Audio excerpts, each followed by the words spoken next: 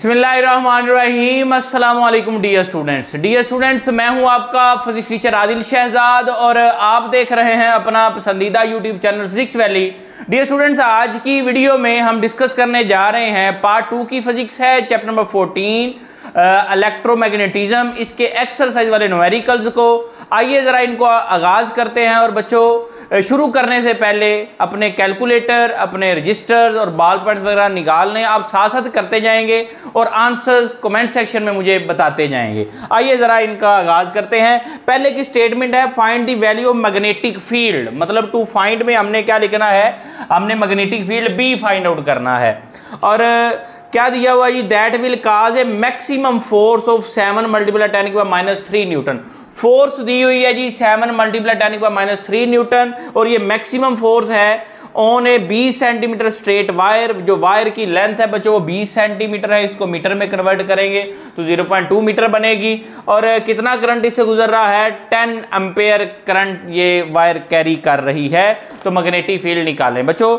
इसके सोल्यूशन में आपके पास जो मैग्नेटिक फोर्स का फार्मूला होता है F = ILB sine of theta.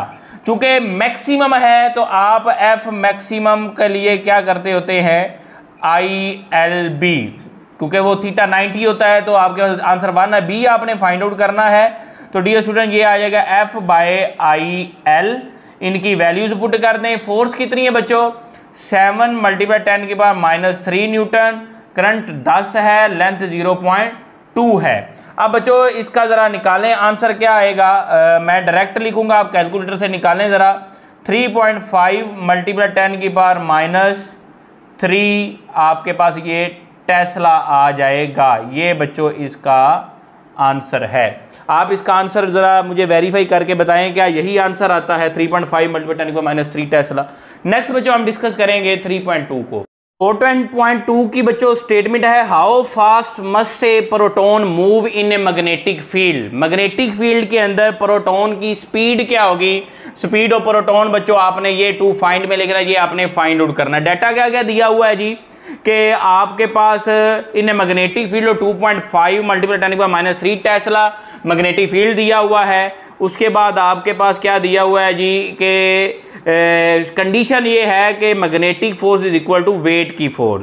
आपने प्रोटॉन को कितनी स्पीड से यहाँ पे इतने मैग्नेटिक फील्ड में आप भेजेंगे कि उसकी जो मैग्नेटिक फोर्स है उसके ऊपर लगने वाली, अगर यहाँ पे इधर मैग्नेटिक फोर्स लग रही है तो डाउनवर्ड ग्रेविटी की फोर्स है ये बराबर हो जाएगी। तो उसके लिए आपने बच्चों स्पीड फाइंड आउट करनी है v। तो आपको दो चीजों का पता होना चाहिए, इसके चार्ज का, चार्ज 1.6 मल्टीप्लाई 10 की पावर -19 कूलम होता है, मैस 1.67 मल्टीप्लाई 10 की पावर -27 किलोग्राम होता है। आइए जरा ये कंडीशन अप्लाई करते हैं। मैग्नेटिक फोर्स बच्चों होती है QVB, मैक्सिमम की ये हम वैल्यू लिख रहे हैं, और ये mgv आपने निकालना है तो और QB इधर आके क्या हो जाएगा, डिवाइड। अब इनकी वैल्यूज पुट कर दें। V आ जाएगा, मैस क्या है 1.67 मल्टीप्लाई 10 की पावर -27, G 9.8 है, और यहाँ पे चार्ज कितना है 1.6 मल्टीप्लाई 10 की पावर -19, और B कितना है 2.50 मल्टीप्लाई 10 की पावर -3। डियर स्टूडेंट्स इसको सोल्व करें, इनको सिंप्लीफाई करें और वेरीफाई करें क्या इसका जवाब इतना ही आता है। मैंने डायरेक्ट इसका जवाब लिखा है 4.09 मल्टीप्लाई 10 की पावर -5 मीटर पर सेकंड। मतलब इतनी स्पीड से प्रोटॉन जो है वो इतने मैग्नेटिक फील्ड में इंटर होगा तो उसकी जो इलेक्ट्रिक फोर्स है और मैग्नेटिक फोर्स और ग्रेविटी की फोर्स आपस में क्या होगी, बराबर होगी। नेक्स्ट बच्चों हम डिस्कस करते हैं 14.3 को।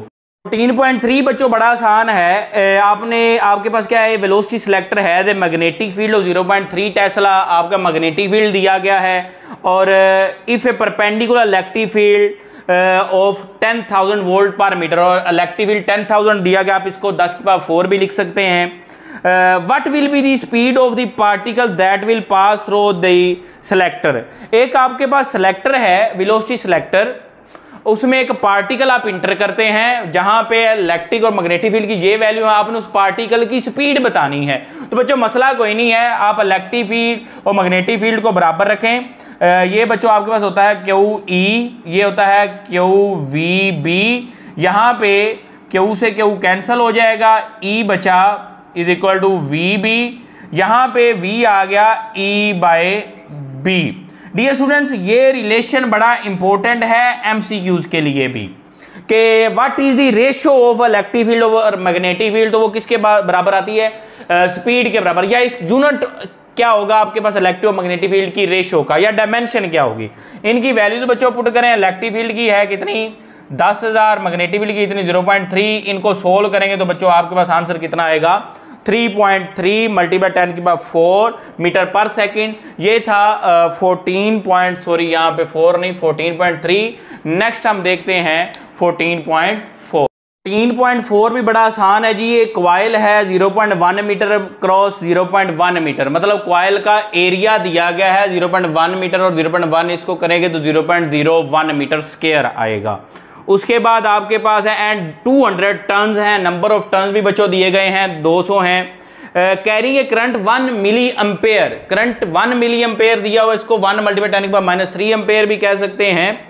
और नेक्स्ट क्या है कि is placed in a uniform magnetic field of 0.1 Tesla, और मैग्नेटिक फील्ड में उस कॉइल को रखा गया है जिसके टर्न्स 200 हैं। तो आपने फाइंड आउट क्या करना है, मैक्सिमम टार्क बच्चों फाइंड आउट करना है। तो टार्क का मसला ही कोई नहीं है, टार्क का रिलेशन आपने पढ़ा हुआ है, नियाब कोज अल्फा पढ़ा हुआ है, लेकिन हमने मैक्सिमम करना है तो उसका मैक्सिमम का ये फार्मूला है।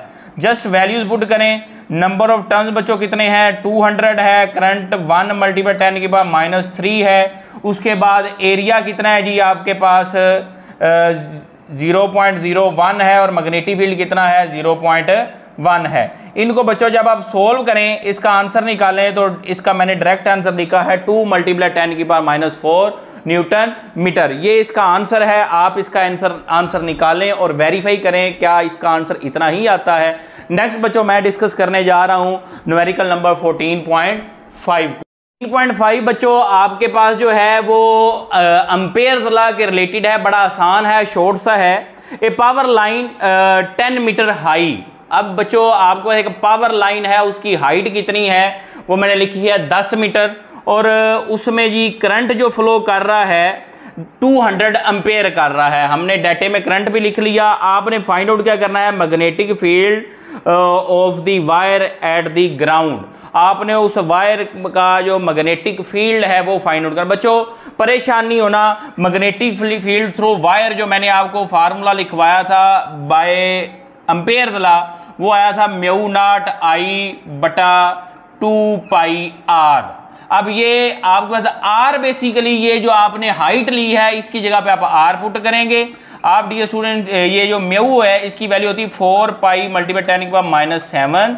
करंट की 200 एम्पेयर है, 2π और आर की जगह क्या आएगी 10 आएगी। इसको बच्चों सिंप्लीफाई करें और सिंप्लीफाई करके मुझे बताएं कि इसका आंसर क्या इतना ही आता है। बिल्कुल शॉर्ट सा है, ये दरमियान में जो जगह छोड़ी ये आपने स्टेप करने हैं। ऊपर वालों को मल्टीप्लाई करें, नीचे वालों को मल्टीप्लाई करें, यहाँ पे स्टेप लिखें और फिर ये जवाब निकाल के दें। मैं आपको फार्मूला लगा के दे रहा हूँ, आप इसका आंसर निकालते जाएं। ये बच्चों 5 हो गए। नेक्स्ट हमने अब डिस्कस करना है 14.6 को। 14.6 है, ये भी एम्पेयर्स लॉ के ही रिलेटेड है। You are asked to design a solenoid that will give a magnetic field of 0.10 tesla. डाटे में ये मैग्नेटिक फील्ड दिया हुआ है। उसके बाद है yet the current must not exceed than 10 ampere. Current की वैल्यू भी दी गई है। आपने फाइंड आउट क्या करना, find the number of turns per unit length that a solenoid should have. आपने number of turns per unit length बच्चों फाइंड आउट करना है। ये स्मॉल एन की वैल्यू आपने फाइंड आउट करनी है। इसके लिए आपको मैंने एम्पेयर्स लॉ जो सिखाया था, बी होता है μ0NI। ये स्मॉल एन जो है ये number of turns per unit length है। तो आपने स्मॉल एन की वैल्यू फाइंड आउट करनी, ये क्या आ जाएगा B/μ0I। वैल्यूज पुट करें, बी की वैल्यू क्या है 0.10 टेस्ला और μ0 की वैल्यू क्या है 4π मल्टीप्लाई 10⁻⁷। और इसके बाद आपके पास क्या है, करंट की वैल्यू कितनी है 10 एम्पेयर। जी हाँ बच्चों, इनको सोल्व करें और जवाब निकालें। मैंने डायरेक्ट आंसर लिखा है 7.97 मल्टीप्लाई 10⁻3। ये इसका यूनिट नहीं होगा, ये नंबर ऑफ टर्न्स हैं पर यूनिट लेंथ। ये बच्चों था आसान सा न्यूमेरिकल 14.6। अब हम देखते हैं 14.7। 3.7 भी बड़ा आसान है बच्चों, ये भी एम्पेयर्स लॉ के रिलेटेड है। What current should pass through a solenoid, आपने टू फाइंड में क्या करना है जी, करंट फाइंड आउट करना है एक सोलिनाइड से जो पास आउट होता है, दैट 0.5 मीटर लॉन्ग, सोलिनाइड की लेंथ 0.5 मीटर दी हुई है, उसके जो नंबर ऑफ टर्न्स दिए हुए हैं बच्चों वो 10,000 दिए गए हैं, and so that it will have a magnetic field of 0.4 Tesla, और इसका मैग्नेटिक फील्ड कितना है 0.4 टेस्ला है। आपने जी इसमें पास होने वाला करंट फाइंड आउट करना है। तो बच्चों कोई मसला नहीं है, आपने ये वाला रिलेशन पढ़ा हुआ है, B is equal to mu naught n I, ठीक है।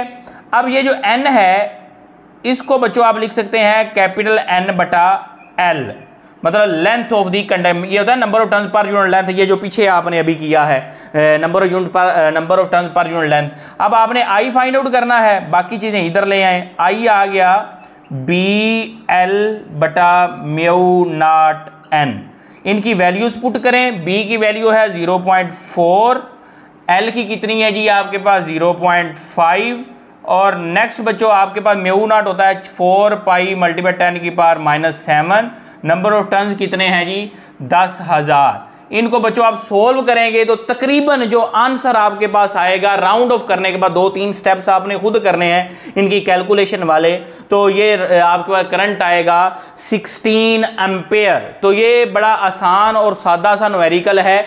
तो बच्चों ये था 14.7। नेक्स्ट हम देखते हैं 14.8।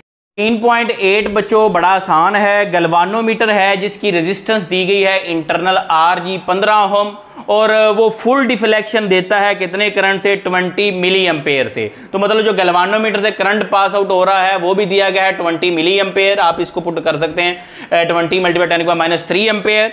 उसके बाद क्या है जी आपके पास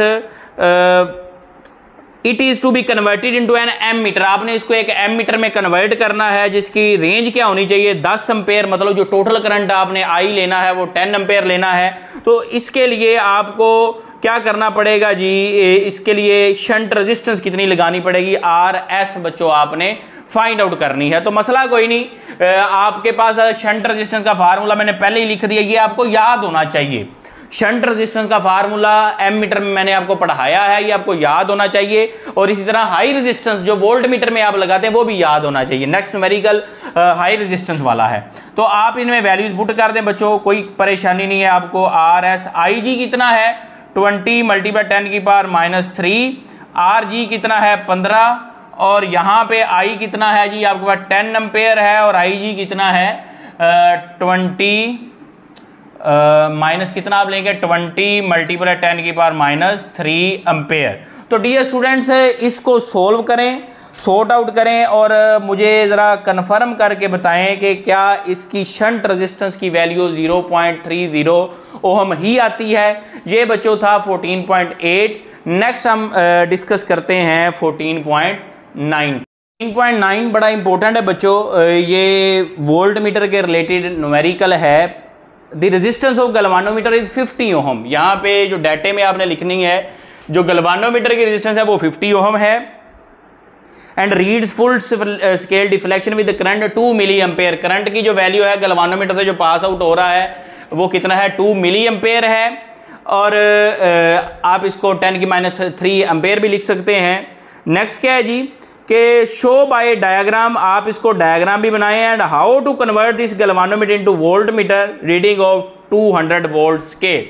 इसको आपने डायग्राम से भी बनाना, वो मैंने बना दी है। और नेक्स्ट क्या बात है कि आपने इसको 200 वोल्ट मतलब इस रेंज का बनाना है, कितनी रेंज का 200 वोल्ट की रेंज का आपने वोल्ट मीटर बनाना है। तो उसके लिए जो शंट ये हाई रेजिस्टेंस लगानी है उसकी वैल्यू क्या होगी तो कि ये 200 वोल्ट मेजर करेगा। बच्चों ये गैल्वानोमीटर है, आपने इसके साथ एक हाई रेजिस्टेंस लगा के इसको वोल्ट मीटर बनाया, और वोल्ट मीटर आपने ऐसा बनाया जिसकी जो कितने वोल्टेज मेजर करेगा 200 वोल्ट। तो उसके लिए RH की वैल्यू क्या है ये बच्चों आपने फाइंड आउट करना है। तो मैंने आपको पिछले न्यूमेरिकल में भी कहा था कि आपको शंट और हाई रेजिस्टेंस के फार्मूलाज आने चाहिए।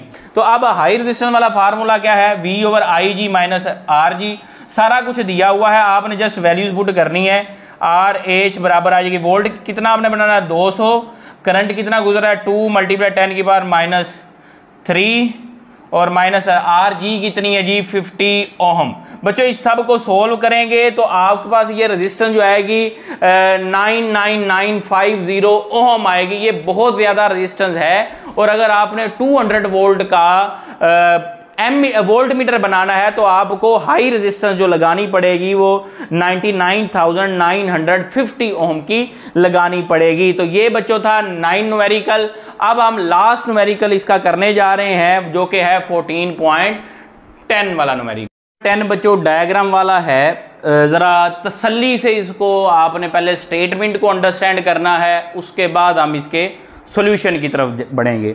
Resistance of A galvanometer coil is 10 ohm. Galvanometer की रेजिस्टेंस दी गई है 10 ओहम। ये जो गैल्वानोमीटर यहां पे मौजूद है इसकी कॉइल की है जाती। And reads full scale deflection with a current of 1 milli ampere. Galvanometer का जो करंट है जिससे ये फुल स्केल डिफ्लेक्शन दे देता है IG 1 मिली एम्पेयर है। हम इसको 1 × 10⁻³ एम्पेयर लिख सकते हैं। बात यहां तक हो जी।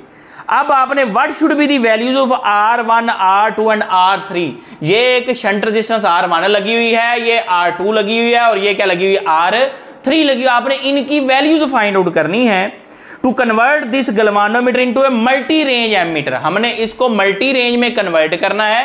कितनी 100 एम्पेयर, 10 एम्पेयर और 1 एम्पेयर तक आप इसको कन्वर्ट कर सकते हैं। 100 एम्पेयर करने के लिए आपने R1 लगाई है, 10 वोल्ट का 10 एम्पेयर में कन्वर्ट करने के लिए R2 लगाई है और 1 एम्पेयर में कन्वर्ट करने के R3। तो आपने ये जो शंट रेजिस्टेंसेस लगाई हैं इनकी वैल्यूज फाइंड आउट करनी है बस। ये बच्चों है और बस शोन इन दी फिगर वो फिगर हमने बना दी। अब बच्चों ना न्यूमेरिकल नंबर 14.8 में हमने शंट रेजिस्टेंस ही फाइंड आउट की थी। अब यहां पे भी शंट रेजिस्टेंस ही फाइंड आउट करनी है, लेकिन 3 करनी है डिफरेंट रेंजेस के लिए। आइए जरा सबसे पहले आप ये first shunt resistance find out करते हैं। R1S कह लें या R1 कह लें, ये बच्चों फाइंड आउट करनी है। तो इसमें से जो करंट पास आउट हो रहा है ना I1, वो मैंने यहां पे मेंशन किया है, वो 100 एम्पेयर हो रहा है। तो आइए जरा इसको सोल्व करते हैं। RS1 के लिए IG कितना है बच्चों 1 × 10⁻³ और RG कितनी है 10 है ओवर I1 कितना है 100 और ये माइनस कितना हो रहा है 1 × 10⁻³ इसको सोल्व करें बच्चों, सोल्व करें और इसका आंसर जो आएगा आपका 0.0001 ओहम आएगा। अगर आपने इतनी बड़ी रेंज का एमीटर बनाना है तो आपको शंट रेजिस्टेंस बहुत कम लगानी पड़ेगी, बहुत कम रखनी पड़ेगी 0.0001 ओहम की। अब आइए इसी तरह से दूसरी हम देखते हैं शंट रेजिस्टेंस। जब आपने इसकी रेंज थोड़ी कम कर दी है, 10 एम्पेयर आपने 10 एम्पेयर का आपने एमीटर बनाना है, तो अब क्या करेंगे। R2 बच्चों जो आपके पास आएगी R2S या RS2 IG 1 × 10⁻³ ओहम, RG 10 है। बस I2 यहां पे आपने क्या पुट कर देना है 10 और माइनस क्या आ जाएगा 1 × 10⁻³ इसको बच्चों सोल्व करते हैं तो आपके पास जो आंसर आता है वो आता है 0.001। मतलब रेजिस्टेंस की वैल्यू थोड़ी ज्यादा होगी, रेजिस्टेंस ज्यादा है तो रेंज क्या हो गई है कम हो गई है। अब तीसरा जो आपने केस करना है, जब आपने 1 एम्पेयर की रेंज का एमीटर बनाना है तो R3 बच्चों simple same formula IG RG over I3 minus, अब I3 की जगह पे 1 एम्पेयर पुट करेंगे, कर लें जी। IG कितना है 1 × 10⁻³ RG कितना है जी 10 और उसके बाद कितना है जी 1 × 10⁻³ तो इसको बेटे जब सोल्व करते हैं तो 0.01 ओहम की रेजिस्टेंस आती है। ये था न्यूमेरिकल नंबर बच्चों 14.10। होप्स तो आपको इनकी समझ आई होगी। मैंने ना बड़ा शॉर्ट करने की कोशिश की है ताकि आपके टाइम की भी बचत हो और आपके कॉन्सेप्ट भी क्लियर हो और आपके न्यूमेरिकल भी कम टाइम में रिवाइज हो सके और आपको समझ आ सकें। तो बच्चों ये थे 14 चैप्टर के न्यूमेरिकल। होप्स तो आपको इनकी समझ आई होगी। और अगर आपने ये सारे देखे हैं तो इसका मतलब है आपको वीडियो अच्छी लगी है। अच्छी लगी है तो चैनल को सब्सक्राइब करना मत भूलिएगा, बेल आइकन को भी दबा लीजिएगा ताकि आने वाली तमाम वीडियोस की नोटिफिकेशन आपको मिलती रहे। मिलते हैं जी बच्चों नेक्स्ट वीडियो में नेक्स्ट लेक्चर के साथ। तब तक के लिए अल्लाह हाफिज।